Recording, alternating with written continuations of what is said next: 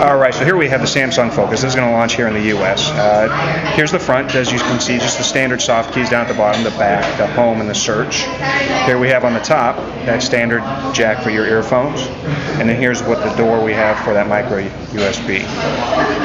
The back, you can see slightly curved around the edges, and then your LED would flash with the camera and the speaker. The bottom just has a hole for the voice.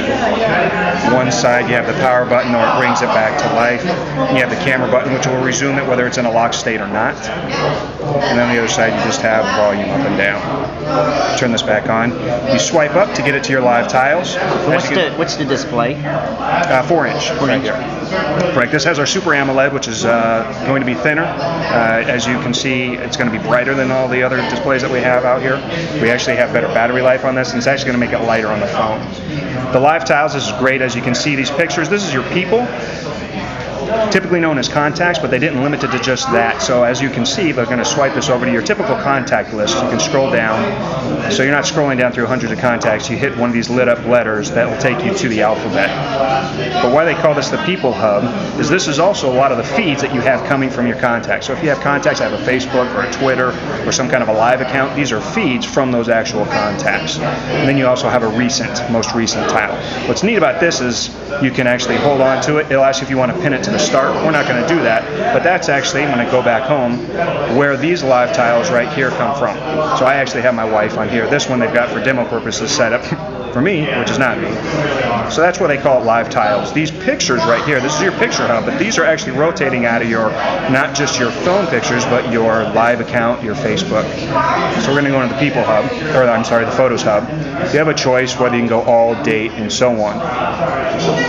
Over here, these are the different photos that you've got, but this is also photos specifically to your contacts or your email. So anything to do with a photo, whether it's email or your live feeds from your networking, is going to come into your pictures also. Let me come back here to the all. So if you're just saying, I want to come in here and choose myself, these are also from the camera roll, or again, as you can see, your SkyDrive, your Facebook, and so on. So what they're looking at doing is truly getting away from storing too much on the phone, so I can take this phone, go and put my phone number into another phone, log in, and have all of my contact information, my photos, and my feeds come into the phone, whichever I'm using. Go back home here. We actually have the Zune player on here for music. This is it. So if you're familiar with the Zune, same kind of UI, flow, and interface. Your history, the different kinds of albums, new. You got your radio on here, or you can come in here and choose for yourself, as it starts with the artists, the albums, songs, playlists. You go in here. I can actually hold that there, and this is where you got share, more in the marketplace, looking for that kind of. Can we go into the Xbox Live? Oh yeah, you bet. We can go right here. I'm just going home, which is going to be the quickest way. This has got the avatar, so when you log into your Xbox Live account, you actually go search your account and actually pull your, where's the avatar? That avatar, this is for the demo purposes, not my avatar, but my avatar would actually show up if that was my account.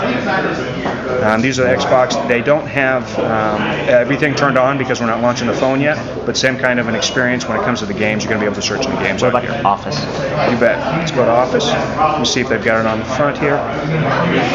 There it is. Go into the Office.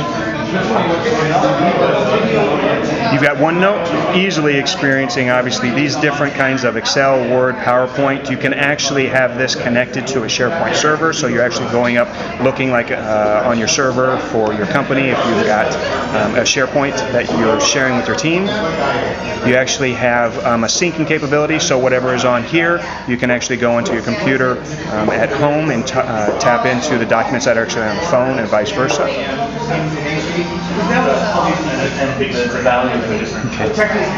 And then Maps. Maps, you bet. We got Maps on the email. Okay. And browser. Here you've got the Maps experience. We're in Wi-Fi right now.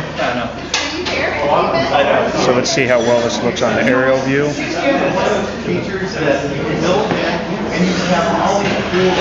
Is it going to do it? So this is Microsoft Campus up in Redmond. Let's see how quick it renders. Hey, not bad there, actually. That's not bad. Yeah.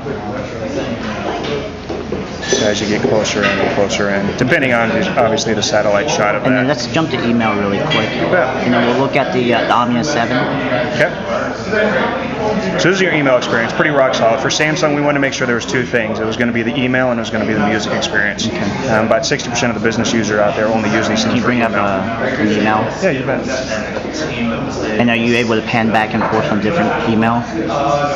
Meaning, I'm sorry. Like, how do you scroll next to the next email? Oh, these arrows down here, you can either go straight to the next one. Oh, okay, you can't swipe or anything like that?